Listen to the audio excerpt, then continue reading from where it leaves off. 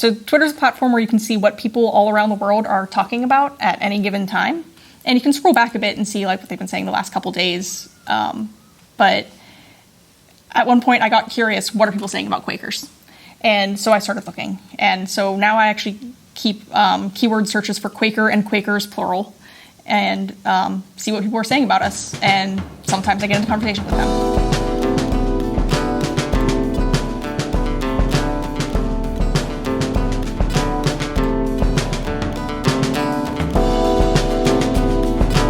My name is Mackenzie Morgan. I'm a member of Adelphi Friends Meeting, and I'm one of the hosts of Quaker Faith and Podcast.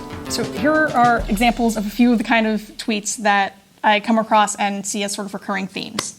This one says, LOL, he had a gun. This is Texas. Everybody has a gun. My florist has a gun. I don't have a gun. My ancestors were Quakers. And that's a quote from the movie Miss Congeniality. There's always a half dozen of those every time that movie's on daytime TV. Using a candle for light to guide me to the next room. I feel like a Quaker, I think. What's a Quaker? It's pretty common for us to get confused with Amish. You also see ones that are saying that they saw a Quaker. They probably saw an Amish person. Quakers are blamed for power outages and fires that are actually caused by squirrels. Several states do cull them. Turns out there's a type of parakeet that is called a Quaker and is in an invasive species in North America. So when it escapes from people's homes, they turn into these wild flocks that cause havoc. It was the Quakers who helped the slaves, not Christians. So how come we never see black Quakers? While nowadays it might be a little more up in the air whether any given liberal Quaker is or is not a Christian, although most of them are, but 150 years ago, this wasn't in question. We were definitely Christian back then. And so trying to separate those out is a little weird. So those ones I'll jump in and be like, history lesson. Back then, definitely Christians. The second part of that, of course, saying, why don't you ever see black Quakers? You do. We definitely have black Quakers here in the U.S. It's a shame that, there's not that many. But it is really quite a shame to see them erased. My ancestors were effing Quakers. The only thing they were enslaving were oats. This is one that a sentiment that you'll see often when people are talking about like reparations or racism in the US or anything like that, where somebody will say that because their ancestors were Quakers, they therefore do not have anything to do with whatever bad things white people have done to black people. This is one where I'll pop in because Quakers did actually own slaves up until about the 1770s. There were Quaker slave owners. There were Quakers involved in the shipping trade that brought people from Africa to the U.S. to become slaves. Our hands aren't that clean either. So here's a tweet that's from a Quaker.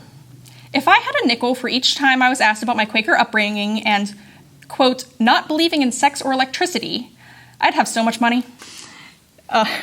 So the not believing in sex thing might sound really surprising to people. There's this other group, they're called the Shakers, and technically their founder was a Quaker when she was young. But they're celibate. It's kind of like, you think of like, you have nuns and monks who live in their little dormitories and don't get married and stuff. But this is an entire denomination of that. There's 2 of them left.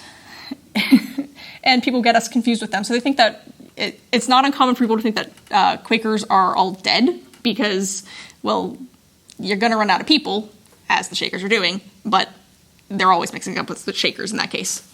The electricity one, well, we're not Amish. We just passed a place called Quaker Steak and Lube. Do with that what you will, Internet. If you are not familiar with this restaurant, it is commonly found in Western Pennsylvania.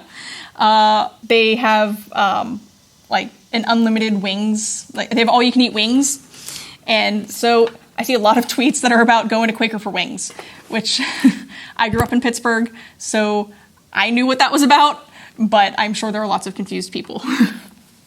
I've been to look at old Quaker farms. They separate men's and women's quarters. Big 3-story dormitories. Beautiful, but unadorned wood. So in this conversation, one person said something about Quakers all being asexual, which they're using that word wrong because it's somebody who's just not interested as opposed to somebody who is celibate and has chosen not to. But then the next person said, I know they get mixed up with Shakers a lot, and those guys are celibate. And then the person continued on with it being Quakers instead of going, oh, maybe I'm getting these mixed up. So I also let them know they were in fact getting them mixed up. The person who mentioned Shakers was correct about the thoughts there. They are Quakers, I believe. They're like high-tech Amish, LOL, because they like technology. Well, it's true that sometimes when people ask me, wait, so Quaker, not Amish, what's the difference? Sometimes I answer, well, I'm a computer programmer.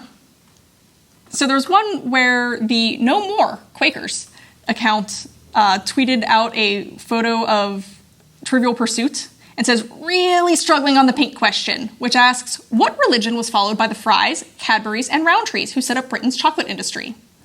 To which someone replied, this is why I consider eating chocolate daily to be a religious tradition. And all I gotta say is I picked the right religion.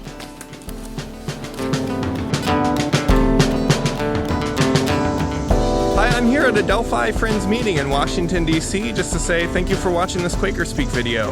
We release new videos every Thursday. You can subscribe to the project over here. You can support us for as little as $1 per video. That link is below me. You can see all the videos we've ever released down here. Have a great Thursday.